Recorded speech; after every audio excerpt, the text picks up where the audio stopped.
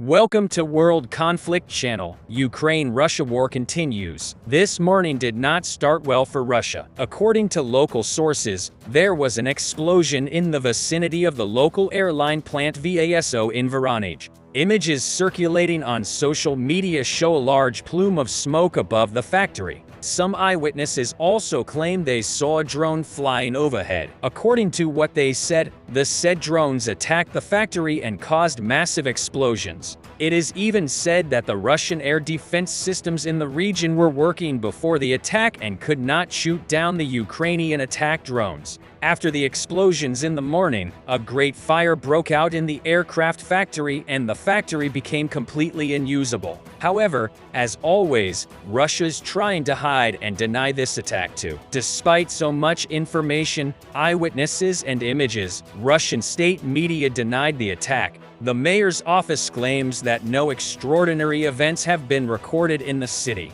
Of course, Russia can only deceive itself with these fake news. In addition, it is no coincidence that Ukraine specifically targets this factory. The Voronezh aircraft plant fulfills orders from the Russian Ministry of Defense, including the maintenance of the so-called Doomsday plane, a flying command post of the Russian president. That's why the factory was one of the most important facilities in the region. Now let's take a look at the latest information from Bakhmut, where the bloodiest battles took place. At a time when there are only a few days left for the Ukrainian counterattack, the violence of the Russian attacks on the city has increased considerably. According to local sources, the Russians drew large numbers of additional forces into the area. The most violent battles take place in the train station area. The Russian army and Wagner forces are currently trying to break through the Ukrainian defense here. At the same time, the Russians managed to make some progress in the MiG-17 memorial site.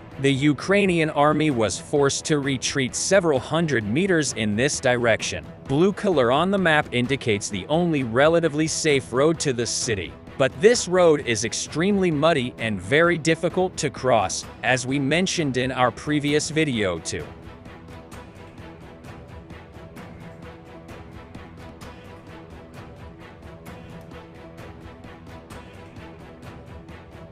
That's why the general situation in the city is very difficult right now. British military intelligence said on Friday that Russian forces were threatening a key supply route to Bakhmut, the focus of their assault for months, which Ukraine has said it is defending to wear the invaders down before its counteroffensive.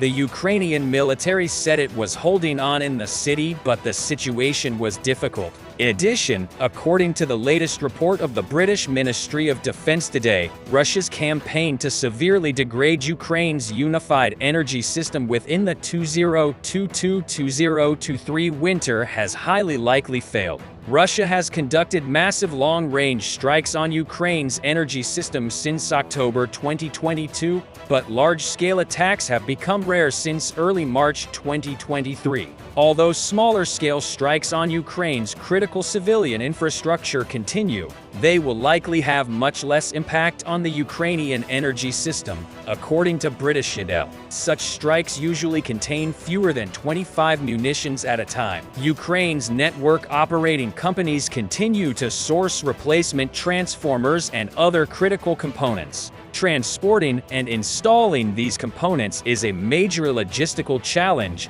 especially high-voltage transformers that weigh at least 100 tons. Ukraine's energy situation will likely improve with the arrival of warmer weather. Planning and preparations for next winter have likely already begun, according to British Intel. Thanks for watching. You can support us by subscribing to our channel.